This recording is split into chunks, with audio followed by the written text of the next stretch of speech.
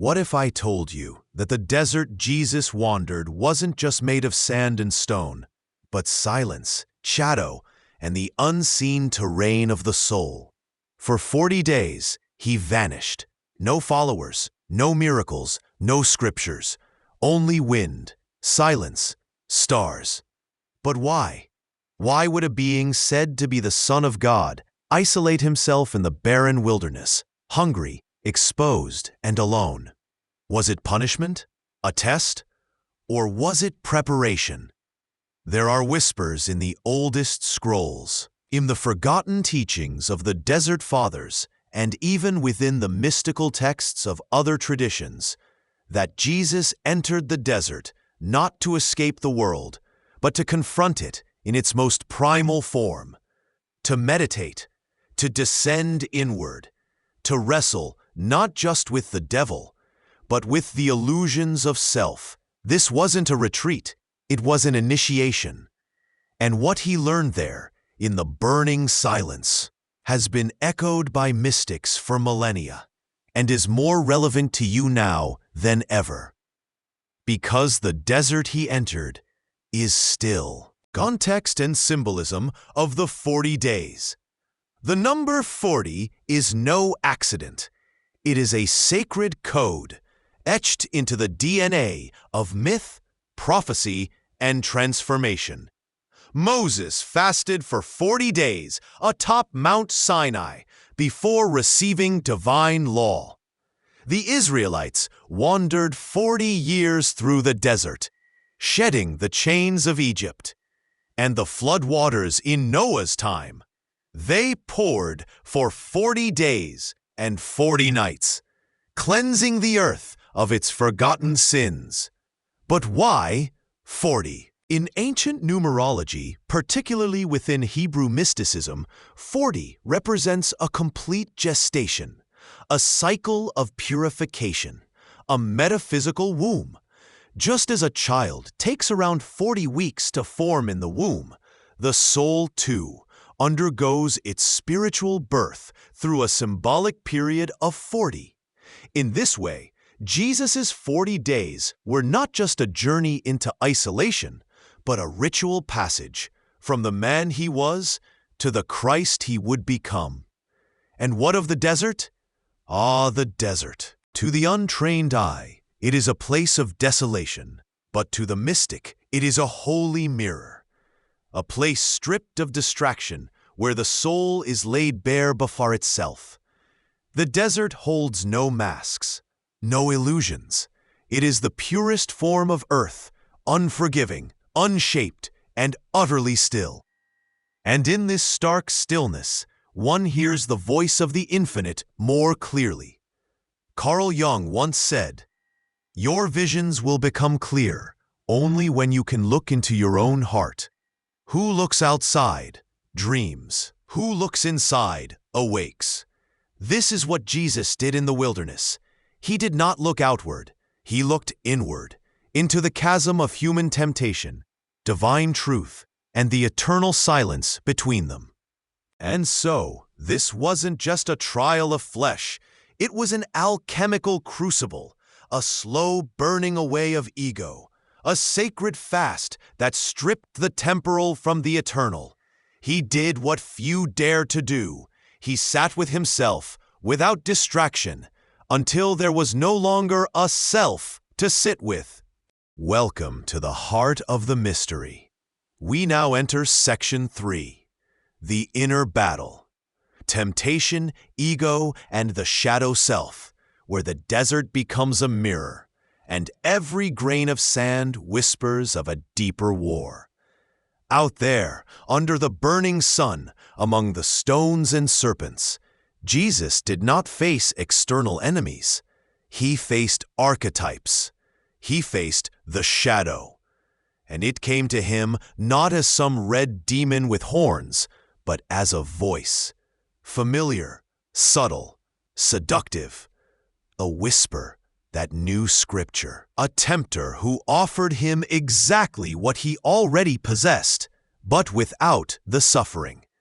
Let us unravel these three temptations, not as mere trials, but as spiritual teachings encoded in mythic form. The first temptation: turn these stones into bread. At the surface, hunger, but beneath it, the temptation of instant gratification. The body craves, the ego demands. You are divine, the voice says. Why suffer? Use your power. But Jesus doesn't. Because true power, in spiritual terms, is not the ability to manipulate matter, but to transcend desire. He says, "Man shall not live by bread alone, but by every word that proceeds from the mouth of God." This is a direct reference to Deuteronomy. He's not just resisting hunger, he's asserting spiritual sovereignty over material need. The second temptation: throw yourself from the temple. Now, the tempter becomes clever. He quotes scripture. He will command his angels concerning you. This is the temptation of spiritual pride, a more subtle ego, the desire to prove your divinity, to show others you are chosen, to make your faith into spectacle.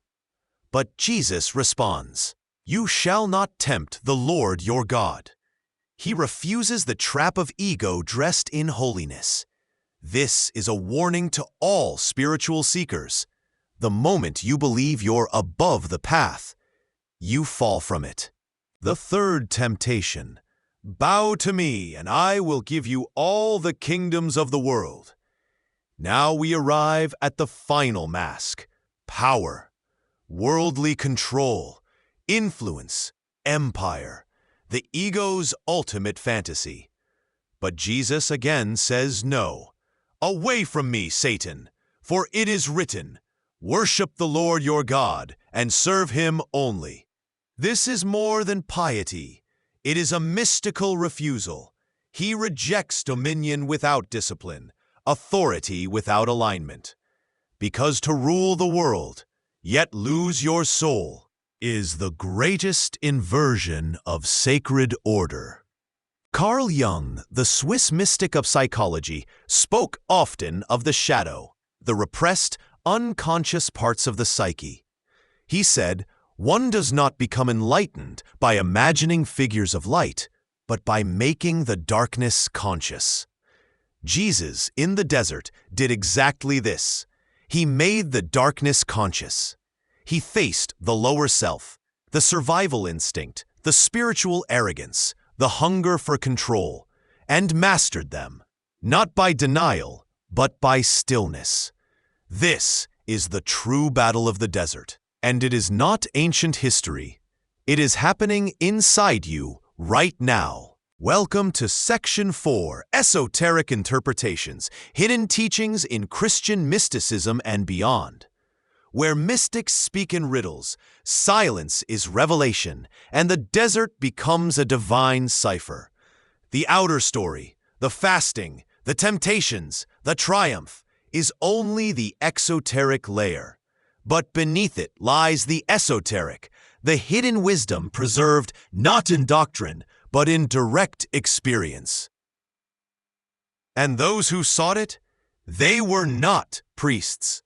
They were mystics, hermits, desert fathers, Gnostics, saints, those who knew that God is not found in words, but in stillness. The desert as a portal. Christian mysticism, mystics like Meister Eckhart, the 13th century German theologian and visionary, taught that God is not an object to be worshipped from afar, but a presence to be realized within.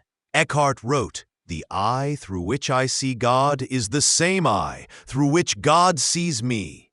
In this light, Jesus' 40-day meditation wasn't an ordeal, but a process of divine union, a return to source, a stripping away of identity until only the Logos, the divine word, remained. The Desert Fathers of early Christianity followed this very path. Figures like Saint Anthony the Great fled to the Egyptian wilderness, not to escape life, but to find true life. They believed the desert was the arena of the soul, a place where demons and angels revealed themselves as aspects of one's own psyche. They spoke in symbols, practiced silence, and believed that Jesus' time in the wilderness was the blueprint for inner purification. The Gospel of Thomas, the hidden Christ. The Gospel of Thomas, excluded from the biblical canon but revered by Gnostic Christians, contains teachings that mirror the desert revelation. If you bring forth what is within you, what you bring forth will save you. If you do not bring forth what is within you, what you do not bring forth will destroy you. Saying 70, Gospel of Thomas. This is desert logic. It speaks of inner alchemy, that there is a divine spark buried within the clay of ego and conditioning, and that spark must be uncovered through silence, suffering, and surrender, just as Jesus did. Eastern parallels, Jesus the Yogi. The 40-day fast echoes ancient yogic and Eastern spiritual practices as well. Buddha sat beneath the Bodhi tree for 49 days, facing Mara, the tempter, who, like Satan, offered illusion, fear, and desire. The parallels are unmistakable. Silence, stillness, the confrontation of ego, and then awakening. In Hinduism, the number 40 often symbolizes tapasya, spiritual austerity that burns away karma and illusion. Esoteric researchers like Paramahansa Yogananda even claimed Jesus traveled to India during his lost years, studying with Himalayan masters and learning ancient techniques of meditation and energy transmutation. Whether literal or symbolic, the resonance is clear. The Christ and the yogi walked parallel paths through the deserts of the earth and of the self. So why did Jesus meditate in the desert? Because he was following the ancient path of the initiate, the Hermetic way, the Gnostic ascent, the yogic fire, the mystical death before rebirth. And his message was not just to be worshipped, but emulated. Now that we've explored the hidden layers of the 40 days, we arrive at the most vital part of the journey, your part. Because esoteric wisdom is never meant to sit on altars or collect dust in sacred books. It is meant to be lived. Let us now enter. You may not wear sandals or walk through Judean sands, but your desert is waiting. It appears not in geography, but in moments of silence, of uncertainty, of inner hunger. It waits in your sleepless nights, your restlessness, your longing for something real beneath all this noise. And if you dare to enter it consciously, you too can undergo the same alchemy Christ did, not in myth, but in your living breath. Here is how. 1. Create inner wilderness, the sacred container. The first step is separation. In ancient rites, initiates left behind society to enter the unknown. You can do the same, if only for moments each day. Turn off the noise. Fast from distraction. Withdraw from stimulation, not as punishment, but as purification.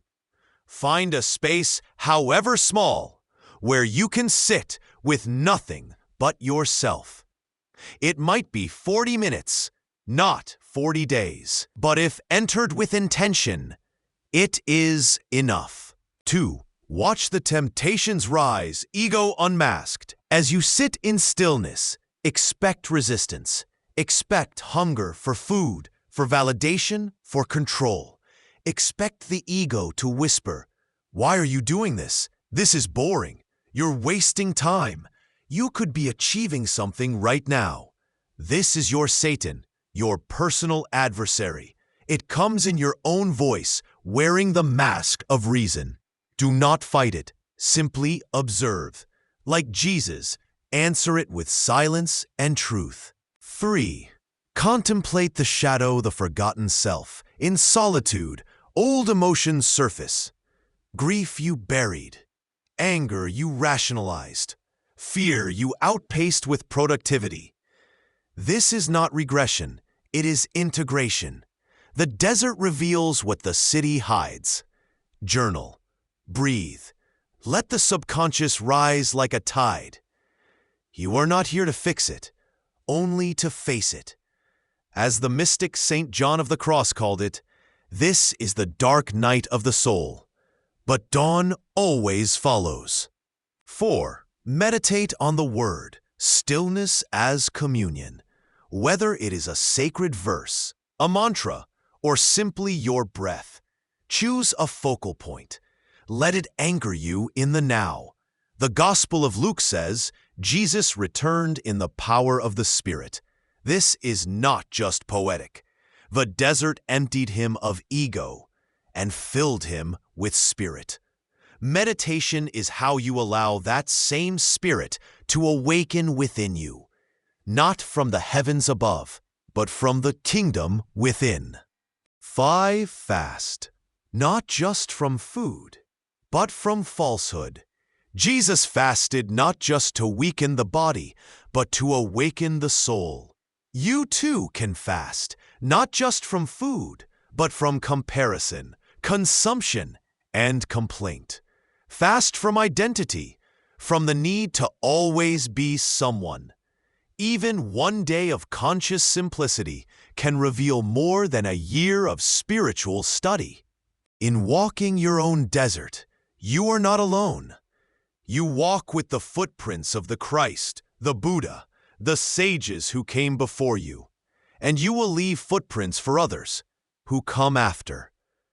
If any man would come after me, let him deny himself, take up his cross, and follow me. Matthew 16:24. This was not a command of obedience, it was a map. The story of Jesus in the desert is not just history. It is a mythic mirror, a living parable.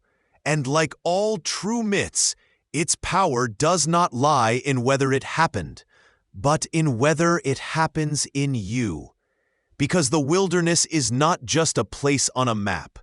It is the sacred chamber of your soul.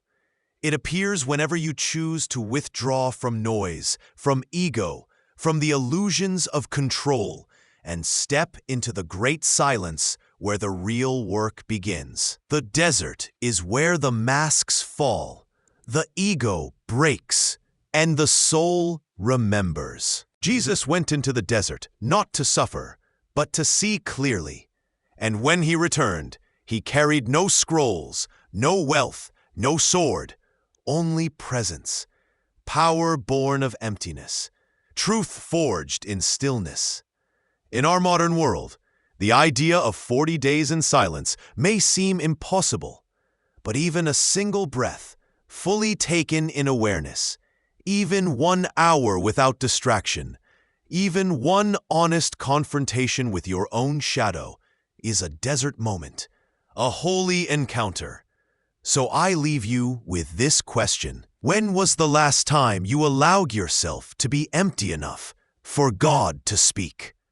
If this message stirred something deep within you, if it reminded you of something ancient and true that lives quietly inside, subscribe, share this with a fellow seeker, and let us know in the comments, what does your personal desert look like? Until next time, walk gently.